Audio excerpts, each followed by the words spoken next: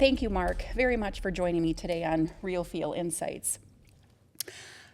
Can you tell me a little bit, like, perhaps where, like, a little bit of your childhood, where you grew up, or? Grew up in the Midwest. Okay, all right. In the cold?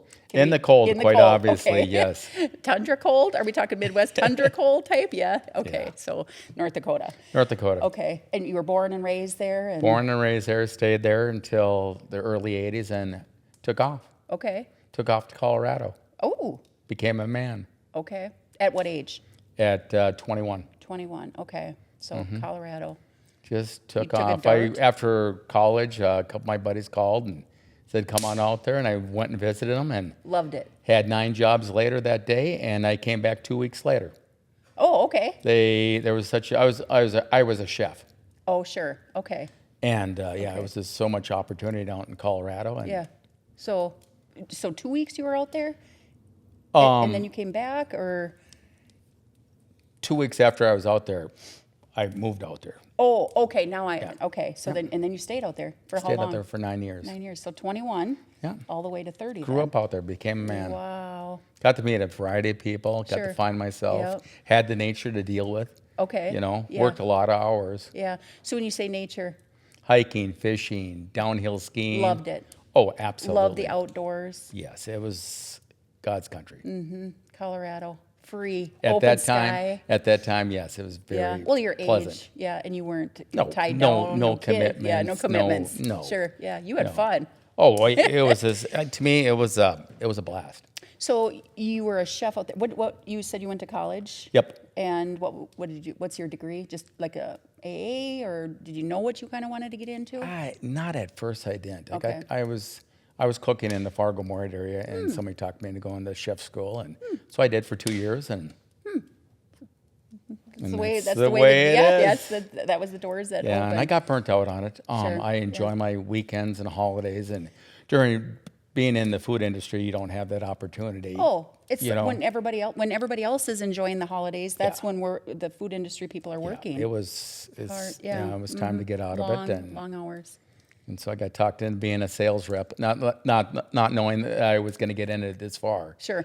You So know? So you moved then back home to Yep. the North Dakota area, and yeah, did you have any thing pulling you back that you moved No. back? It was just No, the just ties. it was time. It was It was time. time. Okay. Kind of you became a man.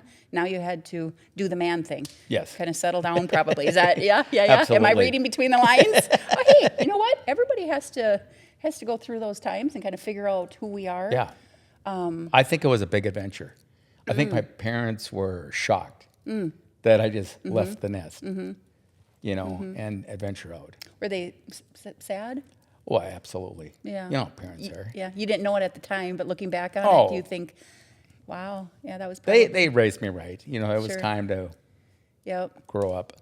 and get, sure, yeah, Yeah. find out what kind of a purpose we have on this. Yeah, what is the purpose? Yeah, That's the yeah. question. Well, don't we find, so many times I go to like graduations and, we'll ask, the new graduate, like, well, what are you going to be doing? I always think that's the hardest question to ask an 18-year-old. What are you going to be doing for the rest of your life? I'm 50 and I don't know exactly where, what door is going to open tomorrow yet. Absolutely. So, If you knew your journey, life would be simple. That is greatly put, Mark. If you, yeah. Yeah. I don't like asking graduates, what are you going to do? Yeah. I Right. ask their parents. Yeah. But if they have a career going, Sure. I'll right. definitely Yeah. support them Right. on that, But Yeah. it's society's challenging. It is, most definitely. And I think sometimes we have this, when you get out of high school, even when you get out of college, I know people, I have children that went, for a certain reason of college, had a game plan, and they're not even remotely close to that field, what they went to college for. And when I say that too, even for me, you'd never want to close doors. As long as we have breath in our lungs, doors are open everywhere. It's just, do we want to go through them, or how to Absolutely. go through them? The key to the answer of life is just let it develop. Don't push it. Just let it develop. I like that. It's really hard to figure it out. And then you go to the right or to the left, and you're doubting yourself. You can't doubt yourself, you know. We do. Oh, absolutely. I do. Oh, You know, absolutely. should we, But know? I mean, Yeah. for my aspect, I've lived a good life. Sure. Yeah. I'm ready to go. Yeah. Yeah. If he asked me to go, Yep. if my number's Yep. up, Yep. Yep. You're so be it. content. He You're threw me back content. already once. Okay, once. Okay. All right. Yeah. I had very bad complications health-wise. I had a perforated colon, 50-50 chance Really? of surviving, Wow. and he threw me back. Yep.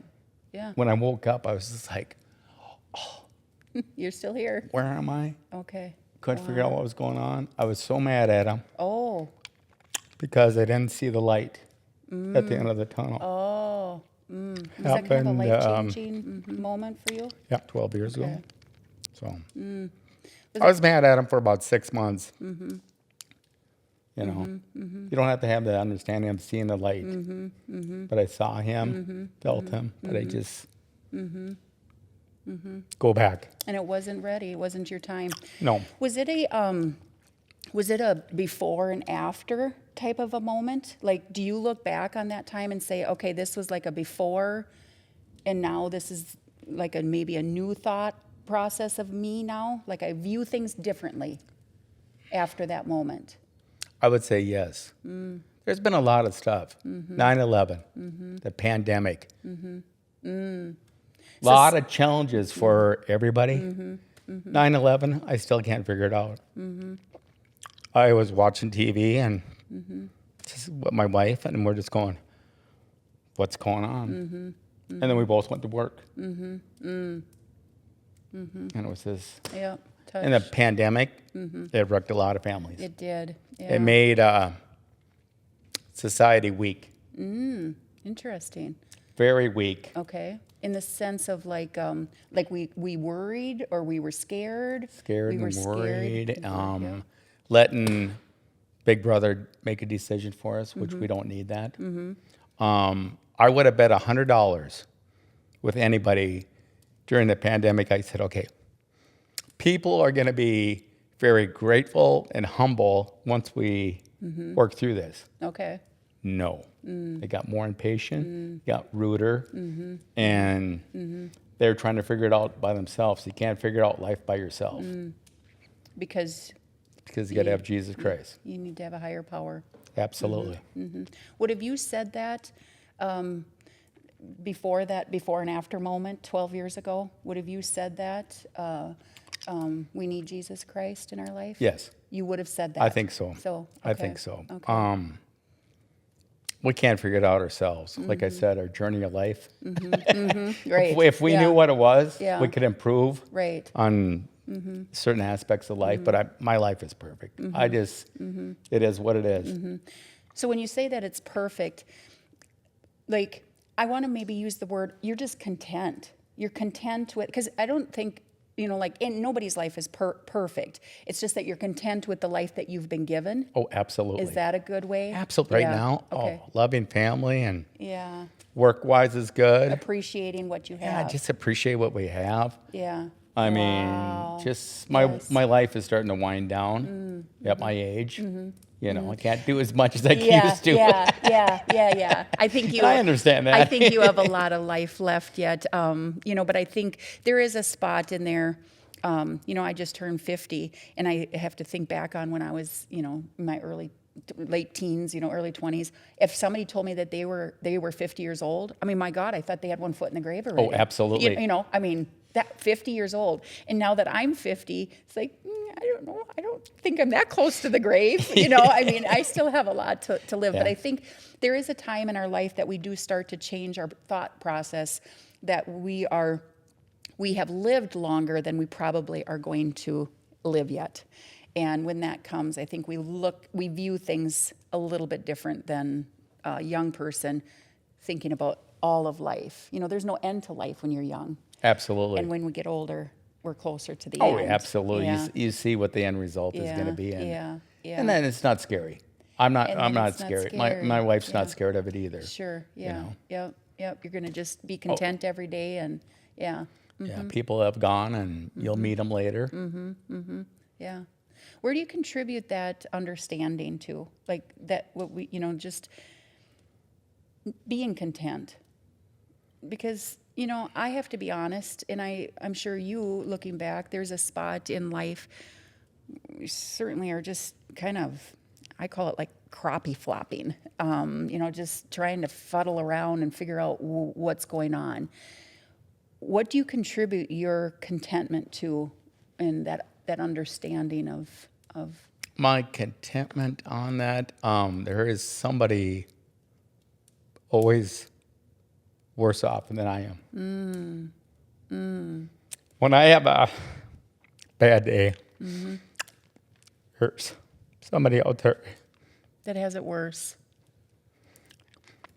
And then you go to bed just knowing that I did have a bad day, but it could have been worse because somebody else has it worse. The most humbling place you can go is a hospital and walk through. Can you tell me a little bit about that? I think you said that your wife had, if you don't mind me talking about this, I know this is going to be a tough one because of the love that you have for your wife, but she had cancer 12 years ago? Crohn's? Oh, okay, Crohn's, okay, yeah. okay.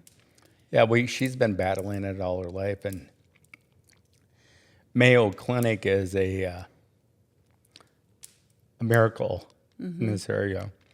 And she just was having a tough time and needed to go down there. And I don't know, tell you the truth, I don't know how many times I've been down there. Okay. Many. Many times doctoring. Many. And they've saved her. And this last time we went down there, when she was in the hurt bag with her Crohn's and that, they didn't know if she was going to make it or not. Wow. And we're down there for 13 days, and she did make it through.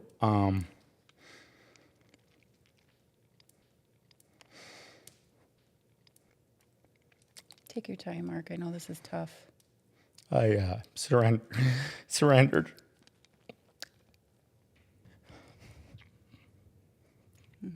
I'm sorry, Mark. No, we're good. I think that's... So I made a deal with them, and I don't make many deals with people,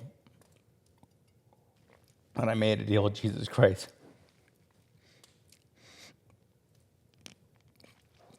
I was not going to sacrifice my life for hers, but I said I would improve my lifestyle and listen to him. If she had survived. And she did. She did. And here I am. And here you are. And that's why you're so content and you continually praise him. Yeah, that's, you keep on questioning why I'm content. I don't know. I'm just, whatever happens today, happens today. I have no control over it. But after surrendering to him, it was a touching point. My wife didn't know for quite a while, but I did. But she knew I stopped doing stuff in my past that improved my life. Stopped drinking. I never had a problem with it. But I just made some deals, and it has worked out fantastic with my life, and she's living, and it was a turning point of my life. For you personally. Yeah, and then 6 months later, that's when I had my challenge. That I had a 50-50 chance. The Lord was sure talking to you during that time. Some heavy burdens were pressed. Yeah. For a year, it was tough. I think that's why my daughter's going into the medical field. Sure. She's been through a lot. Because of her mom. And me. And you followed right after that. Yeah, she's quite young. Very proud of her. Oh, absolutely. But, yeah, since that point of turning over, it's... My life has become priceless. Priceless. It's just amazing. Could you say that you were like just kind of like at the lowest point at that time when you surrendered? When you say you surrendered, Walk me through that spot right there. Well, we were down in Rochester by ourselves. You were alone. Yeah, we were alone, and You were faced with some. yeah, it was terrible winter conditions, so nobody could travel down there to visit us, and I didn't know what to do, but I went to church down there. I said, "It can't hurt. Can't hurt to do it, Try it. Give.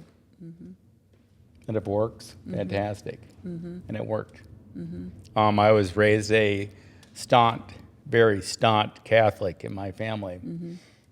My parents, I mean, to this day, I feel guilty still eating meat on Fridays. Sure. Because my parents were very staunch on that. Oh, Yeah. absolutely. But I just feel so content with myself and happy. So you were introduced to the Christian belief when you were a child. Yep. In the Catholic home that you were raised in, and then during your adventures, you adventure just like we all do, kind of venture out, and we become our own independent, not just what we grew up with, and we start our own roots and our own beliefs and our own thoughts. So then, maybe is it fair to say that when you were venturing out and finding, you maybe not necessarily left him, but left that faith, but were kind of not real practicing? Is that Correct. fair to say? Yeah. So it was the fact is it was introduced to you as a child. Your faith was there.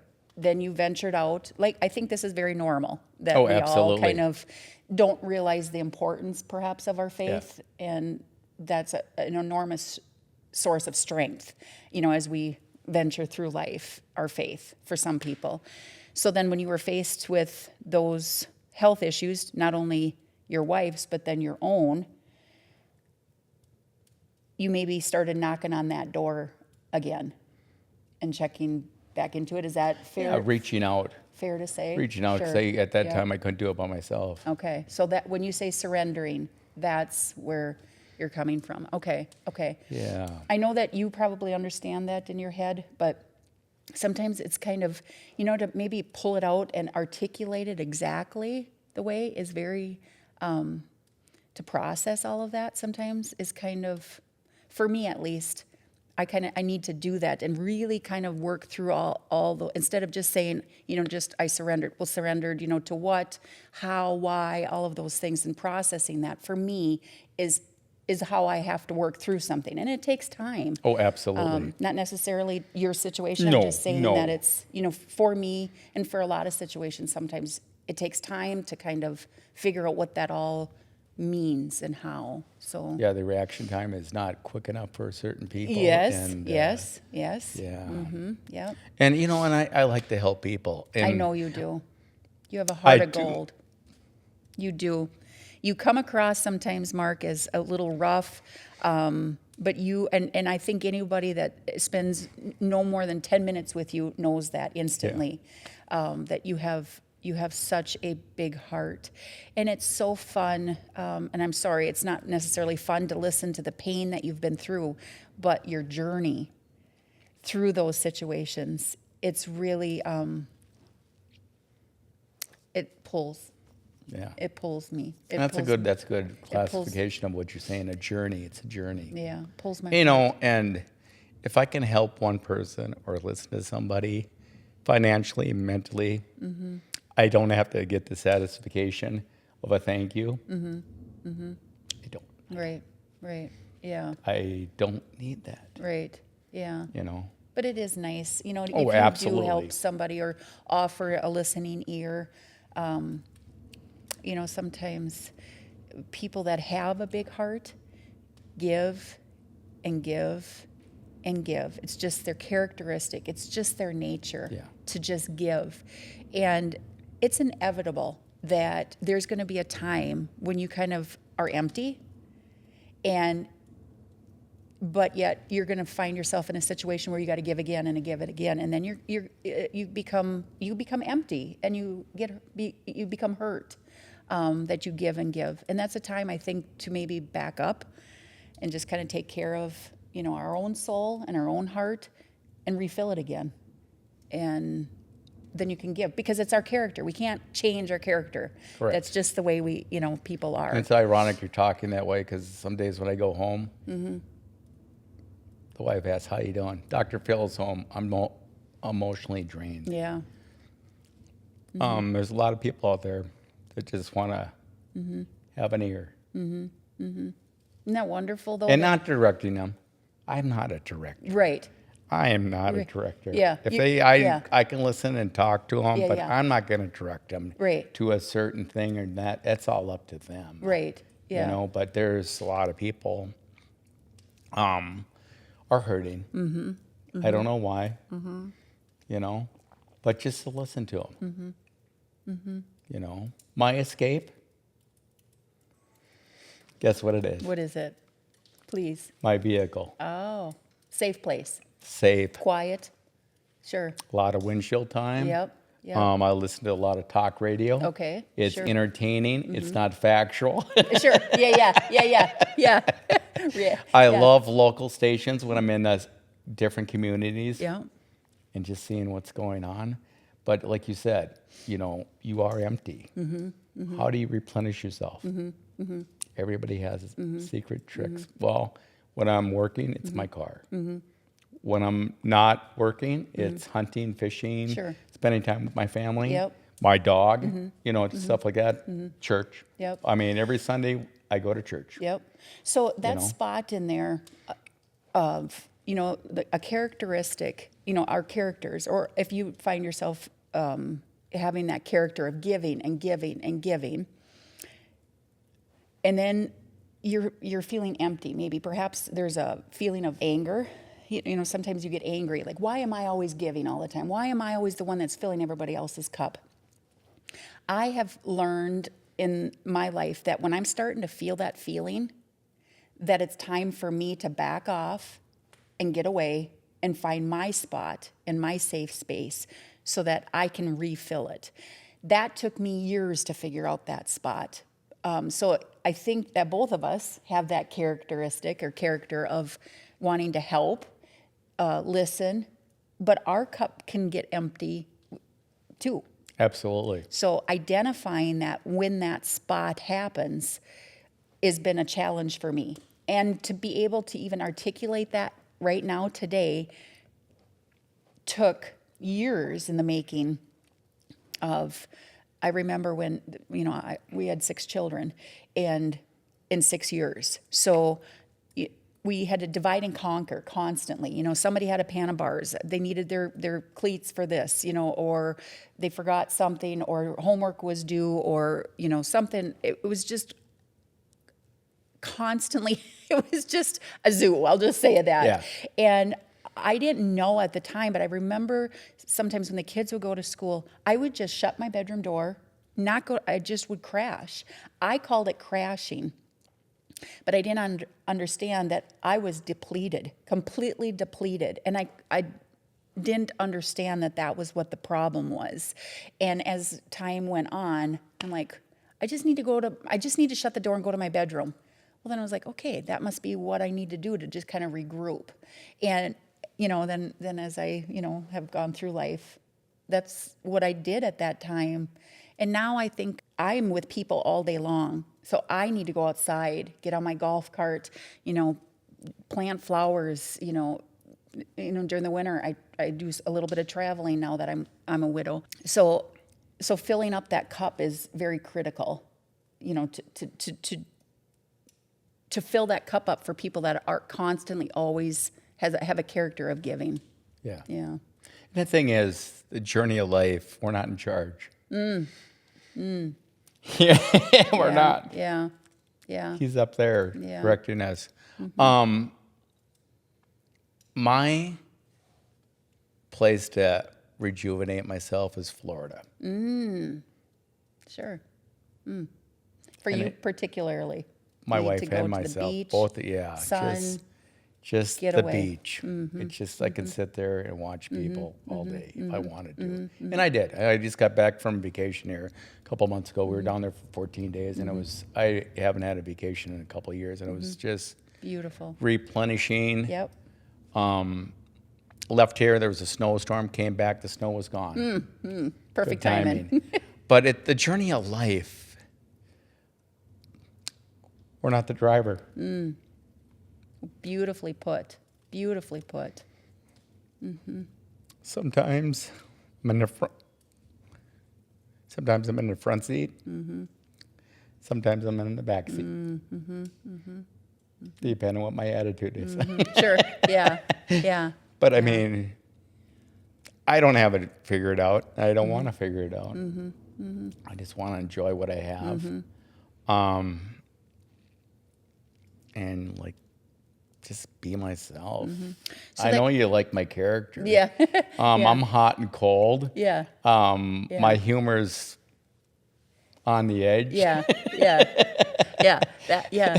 But I think that sometimes, we do find Brad, my husband, Brad, he was this big, stand in the doorway, block it, broad but he was like the biggest teddy bear. Yeah.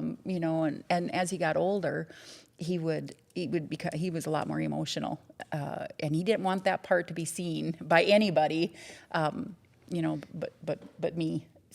But he was, and I wish more people would share that, especially men. I know that it's kind of like, you just maybe are a little embarrassed about that emotional part, but it's vulnerability, I guess, is the word that's coming to my mind right now. Is just, it's not.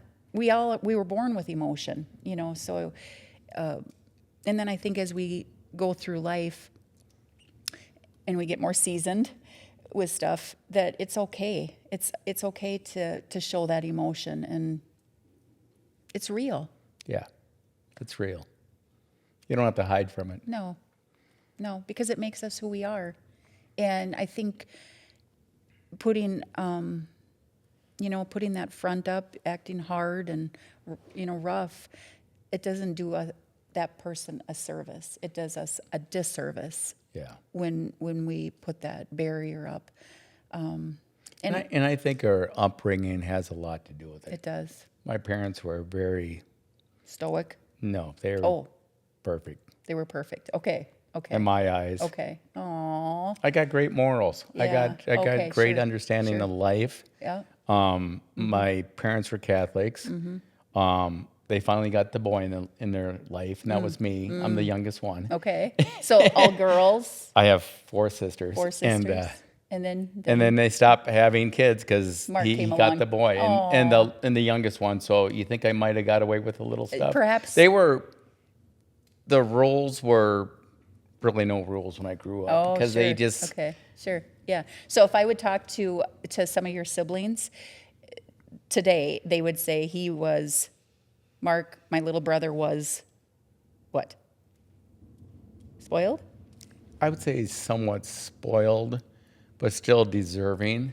We weren't very well off at times. If I wanted something, I had to, in my older years, I had to get a job. And that, but they took care of us. They took care of the family. But things were tight. Sure, yeah. Yeah. So you didn't have there wasn't a lot of money to go around. So when we use the word spoiled, you were spoiled, but not in the sense of like a financial got whatever he Absolutely wanted. not. Okay. No. You had to work for it. Yeah. And appreciate everything you Yeah. have today. Sure. Absolutely. And hopefully I can spread that with my family that I have now. Yeah. Well, sometimes,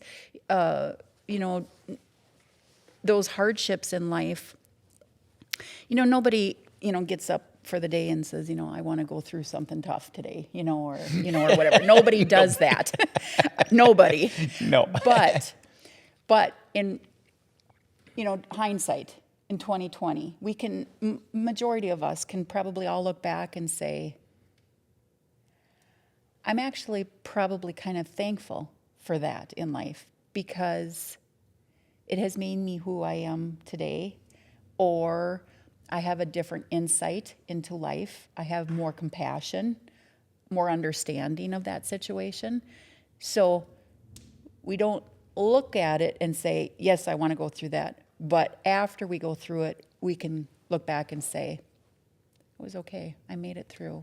Yeah. And I'm proud of who I am today. You know, if it doesn't kill you, you'll make it through it. You know, I have a tendency to struggle with that. I know I'm not by myself. Yeah. Okay. Sure.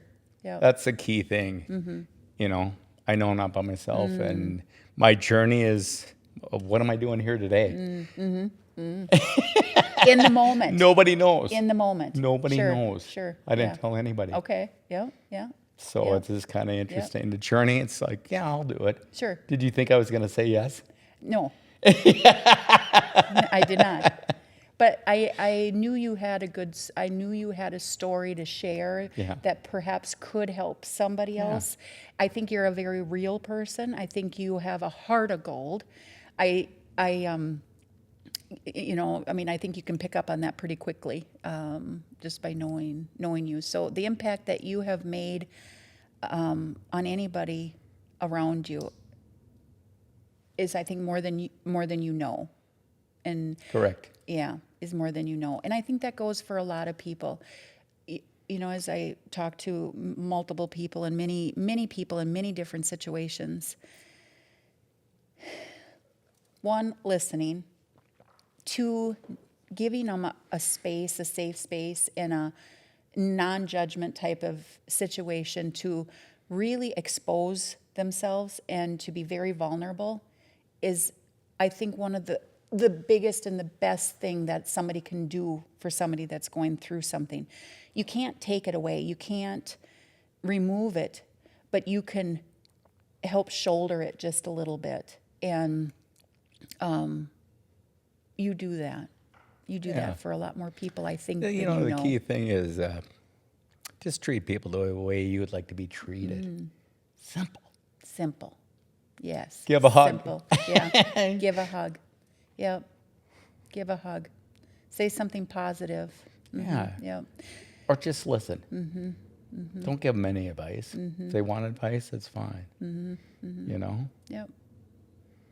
That you'll be there for them. Absolutely. Mark, I want to thank you very much. This was a tough conversation to have, but these are conversations that are needed. You know, to be honest and be vulnerable, be open. Yeah, you have a huge heart, Yeah. and I think when you display that, you generate love, and I think that it's a really good message to just you permeate love. You do, just genuine, kind, and kindness, and then in love. Mark, thank you very much. Yes. I appreciate this. This has been a real treat. Thank you for joining me on Real Feel Insights. And thank you for the invitation. You're welcome. I appreciate it. My pleasure.